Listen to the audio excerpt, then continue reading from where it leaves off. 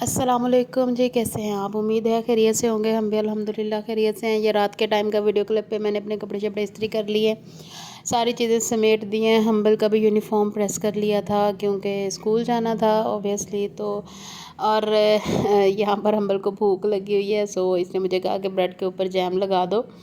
तो वो लगा के तो साथ में हम ड्रामा देख रहे थे, दोनों माँ बेटा। बाकी दोनों बाप बेटा सोए हुए थे। और फिर जी ये नेक्स्ट डे स्कूल से वापसी का टाइम है और आके मैंने चाय बनाई थी, साथ में रस खाए क्योंकि मेरा हाथ ना आ गया था गाड़ी के अंदर, गाड़ी के दरवाजे में। सो कोई काम ही नहीं कर पा रहा, हाथ अभी तक इतनी तकलीफ़ है नाखून में, और नाखून सारा ब्लैक हो गया। तो चाय के साथ रस खाए। और वैसे भी ये जो रस है ना मुझे बहुत पसंद है। और वीडियो बनाते बनाते रस बेचारा जो है वो शर्म से डूब मरा। खैर फिर दूसरे रस के साथ मैंने इस रस को टूटे हुए को रेस्क्यू किया, और इतनी देर में जो सारा टेबल है उसके ऊपर चाय के कतरे गिर के वो गंदा हो गया।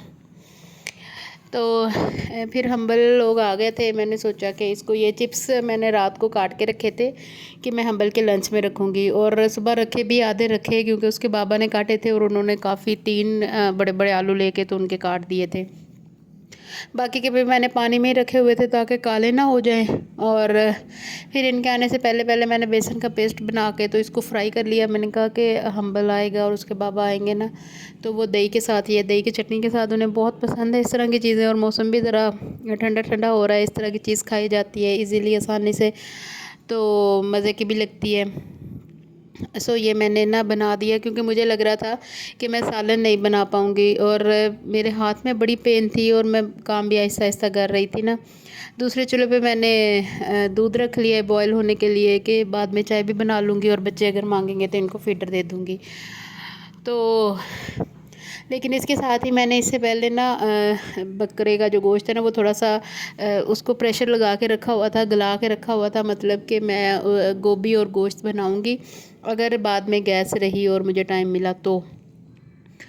लेकिन फिर भी मुझे लग रहा था कि मैं नहीं कर पाऊँगी ये इतना लंबा काम ना, क्योंकि हाथ के दर्द की वजह से मेरी अपनी बहुत तबीयत ख़राब थी, मेरे पूरे बाजू में पेन होने लग गया था। तो फिर मुझे ये था, लेकिन मैंने फिर हिम्मत की और बाद में वो वाला काम भी मैंने अल्हम्दुलिल्लाह निपटा लिया था। और उसके बाद से फिर रोटी तो बन नहीं पा रही थी। रोटी फिर मैंने अपने मियाँ से कहा कि आप तंदूर से ले आए। वो ले आए थे। मैं तो तंदूर की रोटी नहीं खाती, सो मैंने नहीं खाई थी।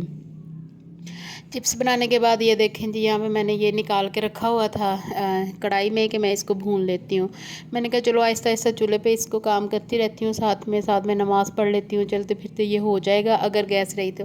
और आजकल गैस जो है ना वो तकरीबन 2:45 तक रहती है। मुझे नहीं था इतना आइडिया, मुझे था कि 12 बजे से 2 बजे के बाद चली जाती है, लेकिन शुक्र है अल्लाह का कि 2:45 तक या 3 बजे तक रह जाती है। हमारे एरिया में तो रहती है, बाप के एरिया में पता नहीं रहती है कि नहीं। खैर जी, यहाँ पर सारी चीज़ें डाल के मैंने इसको बॉयल कर लिया था गोश्त को, और अब इसमें मैं मसाले डाल रही हूँ। और अब मेरे गले में भी बहुत ख़राश और अजीब सा हो रहा है जब मैं ये वॉइस ओवर कर रही हूँ। फिर भी मैंने कहा 2-3 दिन हो गए हैं मैंने वीडियो नहीं डाली, तो मेरे चाहने वाले जो है वो परेशान ना हो जाए, तो इसलिए मैंने वीडियो डाल ली। यहाँ पर ऑयल डाला है जी। अब मसाले डालने के बाद मैं इसको अच्छे से भून लूँगी। और बकरे का गोश्त हो या कट्टे का गोश्त हो, इनका बस एक ही इशू होता है कि इनको भूनना आपने बहुत अच्छे से होता है, वरना इनके अंदर स्मेल रह जाती है। भूनने के बाद मैंने इसमें सब्ज़ी डाल दी, और सब्ज़ी डालने के बाद बस आपने एक काम कभी नहीं किया। पहले मैं करती थी, मैं सब्ज़ी में पानी डाल देती थी कि जल्दी गल जाएगी, लेकिन फिर मुझे ऐसा फ़ील होने लग गया कि सालन में जायका नहीं रहता।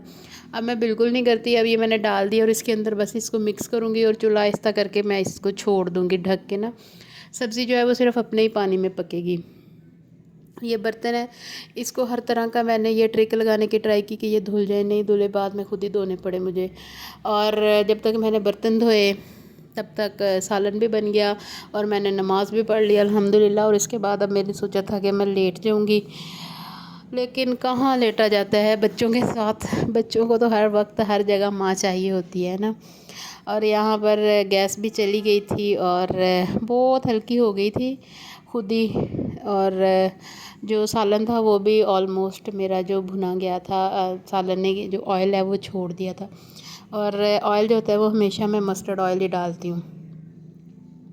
इसके बाद बच्चे अलग तंग करी जा रहे फिर ही जा रहे थे। सो मैंने सोचा कि मैं जो मलाई निकाल के रखी हुई है ना, मैंने उसका मैं मक्खन निकाल लेती हूँ।